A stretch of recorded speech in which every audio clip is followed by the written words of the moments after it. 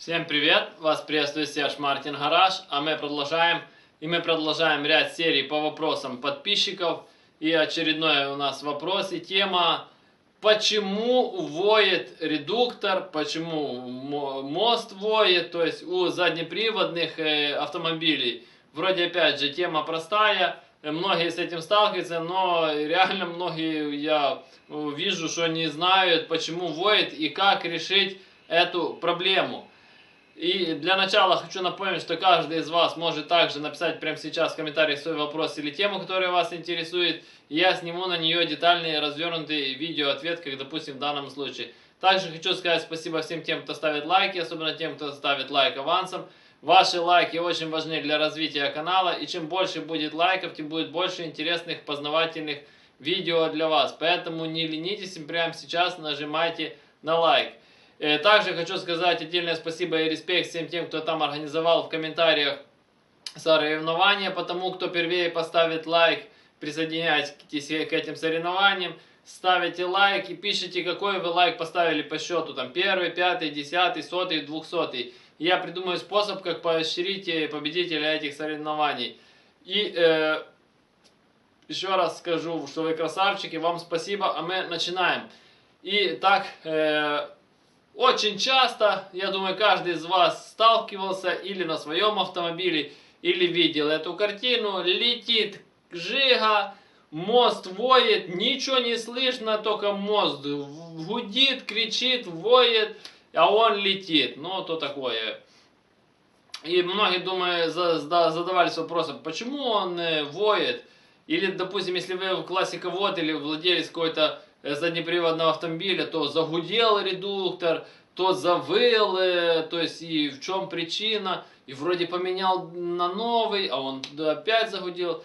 Ну, как любители еще классиководы, пошел на все бабки, сейчас соберу себе новую жигу, в магазине купил новый редуктор, а он завыл. И в конце видео я отдельно расскажу тему про новые редуктора, почему они не ходят, и какую ошибку допускают большинство водителей, получается при покупке и установке нового редуктора, почему он реально не ходит. И давайте по порядку. Откуда вообще этот вой, гул и все такое? Гул и вой создают между собой две шестерни. То есть в редукторе, когда между ними неправильный зазор. То есть зачастую это когда между ними увеличенный зазор, то есть идет износ и увеличивается зазор, и соответственно из-за того, что они вращаются, не начинают гудеть, свистеть, выть. А почему так происходит? Во-первых, дело в том, что в редукторе может гудеть и свистеть два элемента. Это главная пара, то есть и дифференциал, то есть в котором также есть шестерни. И, допустим, такой лайфхак сразу сходу. Если у вас гудит, воет редуктор, там у вас боевая классика и у вас воет редуктор, возьмите его, заварите. 50% уверенности, что это вы решите эту проблему. Потому что если это гудел, выл он из-за дифференциала, что очень часто бывает, то главная пара не гудит, там будет заварено, и все, ласточка, песенка, вы оживили новый редуктор, превратили его в спортивный, грубо говоря. Можно дрифтануть, по болоту вам нет равных, особенно если у вас есть резина, а зимой то тем более. То есть, ну а о заварках есть на канале отдельное видео, кому интересно, переходите, посмотрите. Так вот, если вы не хотите по такому способу уйти, а хотите решить проблему, как обычно, опять же, классиководы, побежал на разборку, или ну, любой там водитель BMW или любой другой заднеприводной машины побежал на разборку, купил, поставил, и немного поездил, он опять загудел или сразу загудел.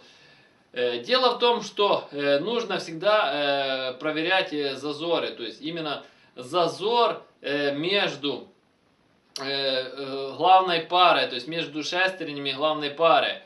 И дело в том, что зазор нужно правильно отрегулировать. Если вам интересно именно все тонкости регулировки зазора главной пары, Напишите прямо сейчас в комментарии, что вас эта тема интересует, и я сниму на нее детальный развернутый ответ. Так вот, неправильный зазор, она будет гудеть. Второй момент. Если вы поездили, у вас редуктор начал гудеть, выть, и вы потом регулируете зазор, это зачастую не поможет, потому что в зубе уже сошла цементация так называемая, то есть и даже уже при правильном, то есть на них уже не задерживается масляная пленка, так как должна задерживаться, он будет гудеть.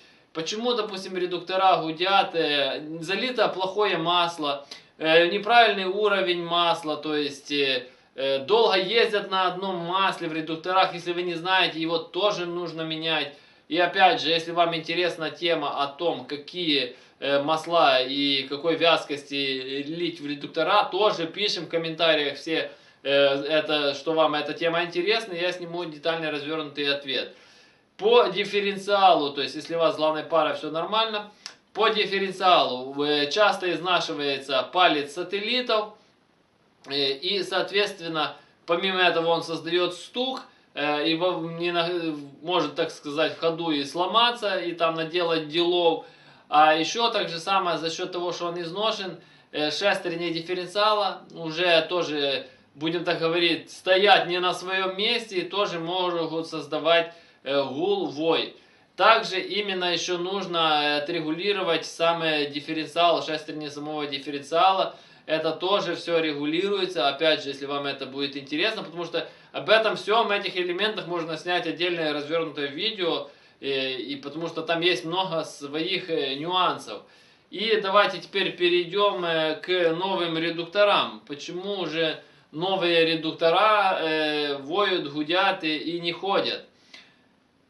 Ой, мне иногда жалко этих классиководов, которые в надежде, я уже неоднократно об этом говорил, в надежде, что там у него какая-то классика 70-х, 80-х годов, там вся ржавая, но переваренная, иногда перешпаклеванная, покрашенная, влупил кучу денег. Сейчас пойду куплю новые рычаги шаровые, там все дела, все, двигатель откапиталили, поршня туда-сюда.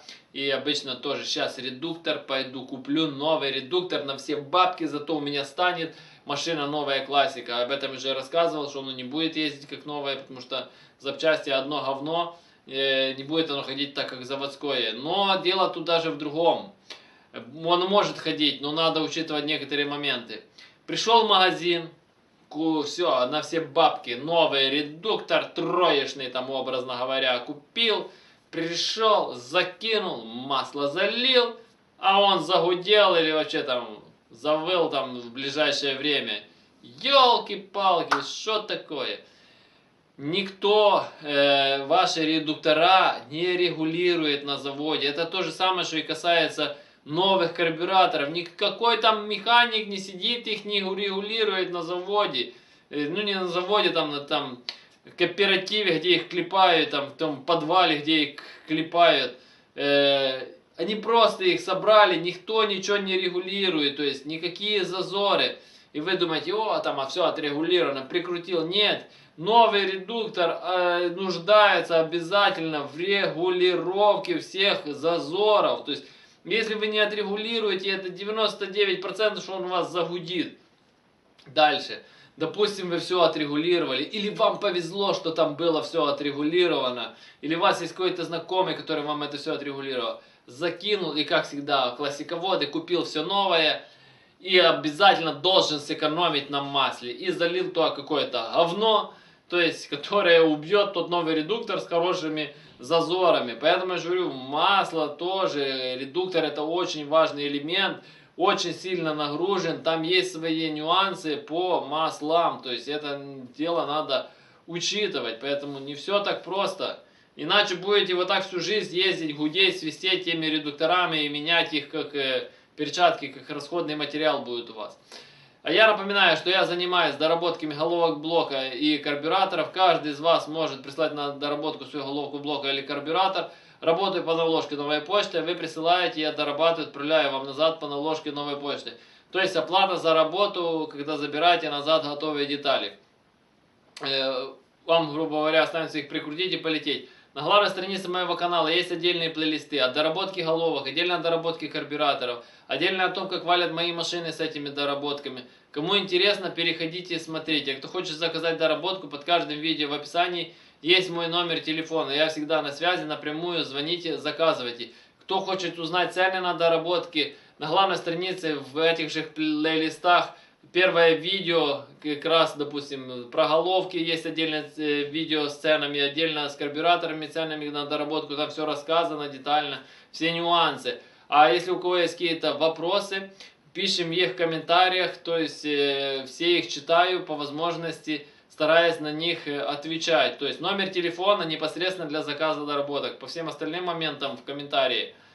Кому понравилось данное видео, ставим лайки, подписываемся на канал, кто еще не подписался, жмите на колокольчик, чтобы получать уведомления о новых видео.